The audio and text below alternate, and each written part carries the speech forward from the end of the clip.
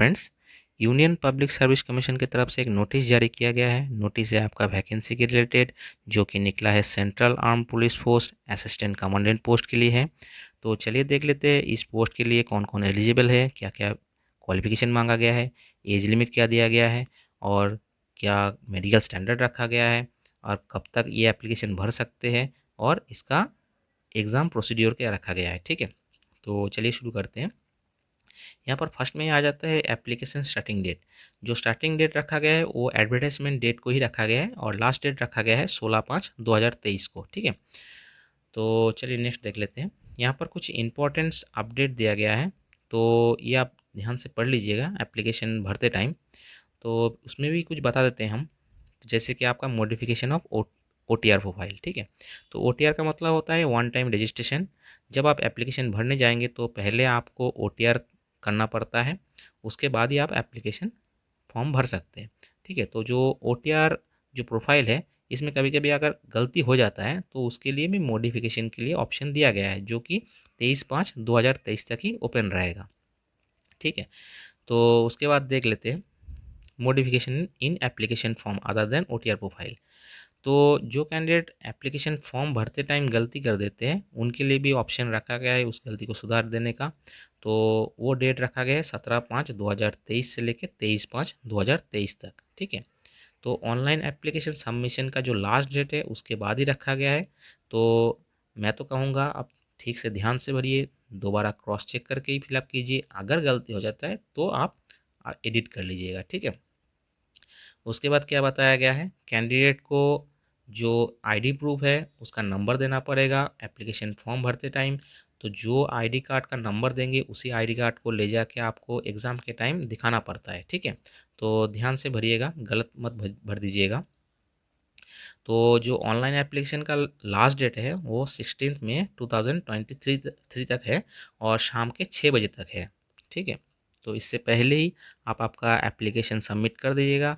But मेरा सुझाव है लास्ट डेट से 4-5 दिन पहले ही आप आपका एप्लीकेशन सबमिट कर दीजिएगा। ठीक है, चलिए उसके बाद देख लेते हैं क्या क्या है। हाँ, यहाँ पर पेनल्टी के बारे में बताया गया है रॉन्ग आंसर देने से। अगर आप रॉन्ग आंसर देते हैं तो आपको नेगेटिव मार्किंग रखा गया है। ठीक है, तो जब आप आंसर देंगे क्वेश्चन का तो ध्यान से दीजिएगा, गलत ना हो जाए और जिसके बारे में मालूम ना हो वो आंसर मत दीजिए। इससे क्या होगा, आपका आंसर गलत हो जाएगा और आपको नेगेटिव मार्किंग मिल जाएगा। ठीक है, तो इसका ख्याल रखिएगा। उसके बाद क्या बताया गया है, हाँ, ये जो वैकेंसी निकला है ये 5 डिपार्टमेंट से निकला है, जिसमें से आपका BSF, CRPF, CISF, ITBP और SSB, ये 5 डिपार्टमेंट से आपका वैकेंसी निकला है। ठीक है, तो कुल मिला के आपका 322 वैकेंसी है, तो कम ही वैकेंसी है, तो थोड़ा मेहनत ज़्यादा कीजिएगा। उसके बाद क्या बताया गया है, सेंटर ऑफ एग्जामिनेशन। तो जब आप फॉर्म फिलअप करेंगे ना उसी टाइम आपको ये सेंटर चूज़ करना पड़ता है। तो ये सेंटर जो है आप ध्यान से चूज़ कीजिएगा, आपके घर के नज़दीक ही चूज़ कीजिएगा, क्योंकि मैक्सिमम चांसेस रहता है जो सेंटर आप चॉइस करते हैं उसी सेंटर में आपका एग्ज़ाम होता है। ठीक है, तो ध्यान से भरिएगा। चलिए नेक्स्ट देख लेते हैं। नेक्स्ट में आता है आपका एलिजिबिलिटी कंडीशन। यहाँ पर नेशनलिटी एक नंबर पे दिया गया है। नेशनलिटी आपका इंडियन होना चाहिए कंपलसरी, तभी जाके आप एप्लीकेशन भर सकते हैं। 2 नंबर पे दिया गया है सेक्स। यहाँ पर मेल एंड फीमेल कैंडिडेट दोनों ही भर सकते हैं इस एप्लीकेशन को। ठीक है, तीसरे नंबर पे क्या दिया गया है, आपका एज लिमिट। एज लिमिट क्या रखा गया है, मिनिमम आपका 20 रखा गया है और मैक्सिमम 25 रखा गया है।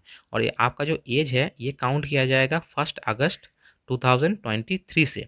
ठीक है, और आपका जो मतलब बॉर्न डेट है वो यहाँ मतलब ये डेट से लेके ये डेट तक के बीच में होना चाहिए। ये सिर्फ अनरिजर्व जो कैंडिडेट है उनके लिए है। ठीक है, और जो SC ST कैंडिडेट है उनके लिए 5 साल का छूट रखा गया है। OBC कैंडिडेट के 3 साल का छूट रखा गया है। और जो सिविलियन कैंडिडेट है, गवर्नमेंट एम्प्लॉय है सेंट्रल का, उनके लिए 5 साल का छूट रखा गया है। एक सर्विसमैन के लिए भी छूट रखा गया है। ठीक है, तो चलिए नेक्स्ट देख लेते हैं। नेक्स्ट में क्या बताया गया आपका मिनिमम एजुकेशन क्वालिफिकेशन। तो यहाँ पर मिनिमम क्वालिफिकेशन में आपका बैचलर डिग्री होना चाहिए। ठीक है, और आपका जो यूनिवर्सिटी है वो UGC ग्रांट होना चाहिए। ठीक है, हाँ, यहाँ पर कुछ एक्स्ट्रा बताया नहीं गया कि आपका इतना परसेंटेज होना चाहिए। यहाँ पर मिनिमम अगर आप पास है ग्रेजुएशन में तो ही आप अप्लाई कर सकते हैं, ठीक है। तो चलिए नेक्स्ट देख लेते हैं। नेक्स्ट में क्या बताया गया आपका फिजिकल स्टैंडर्ड। फिजिकल स्टैंडर्ड आपका अपेंडिक्स भी में बताया गया है, तो बाद में हम बता देंगे उसके बारे में। और एक क्या बताया गया है, एनसीसी बी और सी सर्टिफिकेट होल्डर के लिए आपको डिज़रेबल क्वालिफिकेशन मतलब माना जाएगा। तो चलिए नेक्स्ट देख लेते हैं। नेक्स्ट आपका है आता है फ़ी। यहाँ पर कैंडिडेट को फॉर्म फिलअप करते टाइम आपको 200 रुपये का फ़ी देना पड़ेगा। बट ये फ़ी फीमेल एससी और एससी एससी और एसटी कैंडिडेट को छोड़ के, ठीक है। तो फीमेल एससी एसटी कैंडिडेट को फ़ी नहीं देना पड़ेगा। बाकी जितने भी कैंडिडेट हैं उनको 200 रुपये का फ़ी देना पड़ेगा। और फ़ी पे करने का लास्ट डेट उसी एप्लीकेशन सबमिशन का लास्ट डेट जो रखा गया है उसी डेट तक ही है, ठीक है। तो चलिए नेक्स्ट देख लेते हैं। नेक्स्ट आता है आपका हाउ टू अप्लाई। तो जो एप्लीकेशन आप अप्लाई करेंगे तो वो एड्रेस रखा गया है आपका www.upsconline.nic.in। इसी एड्रेस में जाके आप अपना ऑनलाइन एप्लीकेशन सबमिट कर सकते हैं, ठीक है। तो चलिए नेक्स्ट देख लेते हैं।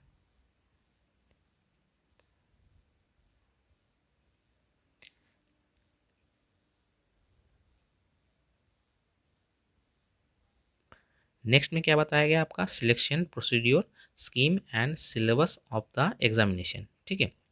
तो यहाँ पर आपका जो एग्ज़ाम है 2 रिटन एग्ज़ाम होगा जो कि एक ही दिन में होगा, ठीक है।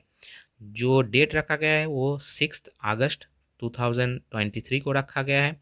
उसमें पेपर 1 होगा सुबह 10 बजे से लेके 12 बजे तक, और पेपर 2 होगा दोपहर के 2 बजे से लेके शाम के 5 बजे तक, ठीक है। तो जो पेपर 1 होगा उसमें आपका जनरल एबिलिटी और इंटेलिजेंस का ही क्वेश्चन आएगा, उसमें 250 मार्क्स रहेगा। और पेपर 2 में क्या है आपका जनरल स्टडीज़ एसे और कंप्रीहेंशन का 200 मार्क्स रहेगा, ठीक है। तो चलिए देख लेते हैं इसके बाद क्या बताया गया। तो जो कैंडिडेट एग्ज़ाम क्वालिफाई करेंगे उसको फिज़िकल स्टैंडर्ड में कॉल लेटर जाएगा फिज़िकल स्टैंडर्ड के लिए, तो उसका एफिशिएंसी चेक किया जाएगा। तो आपका जो एफिशिएंसी होना चाहिए मिनिमम वो यहाँ पर है मेल और फीमेल कैंडिडेट के लिए अलग अलग है थोड़ा। यहाँ पर 100 मीटर का एक रेस लिया जाएगा, जो मेल कैंडिडेट के लिए आपका 16 सेकेंड दिया जाएगा और फीमेल कैंडिडेट के लिए 18 सेकेंड दिया जाएगा। नेक्स्ट में भी आपको 800 मीटर का एक रेस होगा जिसमें मेल कैंडिडेट के लिए आपको 3 मिनट 45 सेकेंड का टाइम दिया जाएगा, और फीमेल कैंडिडेट के लिए आपको 4 मिनट 45 सेकेंड का टाइम दिया जाएगा। और सी नंबर पे क्या आता है लॉन्ग जंप। तो लॉन्ग जंप मेल कैंडिडेट के लिए आपको 3.5 मीटर का लॉन्ग जंप और इसके लिए 3 चांस दिया जाएगा, और फीमेल कैंडिडेट के लिए आपको 3 मीटर का लॉन्ग जंप रहेगा, इसमें भी 3 चांस रहेगा, ठीक है।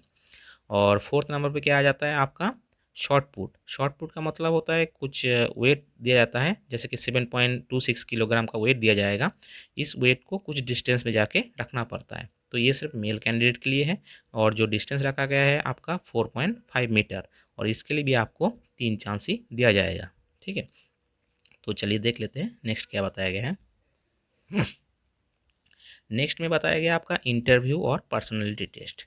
तो जो कैंडिडेट आपका रिटन एग्ज़ाम क्वालिफाई करेंगे उसके बाद आपका जो मेडिकल स्टैंडर्ड है वो क्वालिफाई करेंगे, उसके बाद आपको इंटरव्यू के लिए बुलाया जाएगा, ठीक है। तो इंटरव्यू में आपका 150 मार्क्स का रखा गया है इंटरव्यू, ठीक है। तो उसके बाद क्या बताया गया है, उसके बाद बताया आपका फाइनल सिलेक्शन और मेरिट। तो जो कैंडिडेट रिटन एग्ज़ाम में जितना स्कोर करेंगे और इंटरव्यू में जितना स्कोर करेंगे उस दोनों को मिला के जितना स्कोर होगा उससे आपका मेरिट बनेगा, ठीक है। तो ये ध्यान में रखिएगा, दोनों एग्ज़ाम ही अच्छे से दीजिएगा। तो चलिए उसके बाद क्या बताया गया आपका सिलेबस के बारे में बताया गया है पेपर 1 पेपर 2 के बारे में। तो ये थोड़ा पढ़ लीजिएगा कौन से टॉपिक से आपका क्वेश्चन आने वाला है, ठीक है। उसके बाद आपको कुछ इंस्ट्रक्शन दिया गया है आपको ऑनलाइन जो एप्लीकेशन है वो फिलअप करने का, उसमें से एक दो मैं बता देता हूँ। यहाँ पर जैसे कि आपका फ़ोटो आईडी जो आपका नंबर देंगे वो फ़ोटो आईडी आपको कैरी करना पड़ता है एग्ज़ाम के टाइम, ठीक है। तो वो ध्यान से भरिएगा। उसके बाद आपको एक चीज़ बताया गया है जैसे कि फ़ोटो का साइज़ आपका 300 केबी 20 केबी से लेके 300 केबी तक का ही होना चाहिए। तो ये आप पहले से आप बना लीजिएगा, उसके बाद फॉर्म फिलअप करने जाइएगा, ठीक है। तो चलिए नेक्स्ट देख लेते हैं। नेक्स्ट हम डायरेक्ट चले जाते हैं आपका जो अपेंडिक्स भी के बारे में बताया गया, सॉरी, आपका अपेंडिक्स भी में चले जाते हैं जहाँ पर आपका बताया गया है फिजिकल और मेडिकल स्टैंडर्ड के बारे में, ठीक है। तो यहाँ पर मेल और फीमेल कैंडिडेट के लिए थोड़ा अलग अलग है। जैसे कि मेल कैंडिडेट के लिए हाइट रखा गया है 165 और फीमेल कैंडिडेट के लिए रखा गया है 157 और चेस्ट में सिर्फ मेन कैंडिडेट के लिए ही है 81 सेंटीमीटर और इसको एक्सपेंड करना पड़ता है 5 सेंटीमीटर तक, ठीक है। और उसी तरह वेट रखा गया है, मेल कैंडिडेट के लिए आपको रखा गया है 50 केजी और फीमेल कैंडिडेट के लिए रखा गया है 46 केजी, ठीक है। तो यहाँ पर आई साइट भी देखा जाएगा, जैसे कि डिस्टेंस विजन में आपका 6/6 और 6/9 होना चाहिए और या तो फिर आपका 6/12 और 6/9 होना चाहिए, ठीक है। नियर विजन में भी आपको N6 या फिर N9 होना चाहिए, ठीक है। और यहाँ पर जो भी आपका मेज़रमेंट होगा ये विथ ग्लासेस और लेसिक सर्जरी के साथ ही होगा। लेसिक सर्जरी मतलब लेसिक सर्जरी एक होता है सर्जरी, वो ना हो तो ही अच्छा है। अगर होता है उसके लिए कुछ डिस्क्रिप्शन दिया गया है, यहाँ पर क्राइटेरिया दिया गया है, तो ये देख लीजिएगा, ठीक है। उसके बाद आपका कान, नाक, दांत वगैरह सबका ही चेक होगा। तो ये आपका मेडिकल स्टैंडर्ड चेक करके ही आपको पास करवाएंगे, ठीक है। चलिए देख लेते हैं नेक्स्ट क्या है आपका। यहाँ पर आपका हाइट के साथ आपका वेट का एक चार्ट दिया गया है, ठीक है। तो ये भी देख लीजिएगा, ये मेल कैंडिडेट और फीमेल कैंडिडेट के लिए अलग अलग है, ठीक है। चलिए, तो इतना ही और कुछ है नहीं।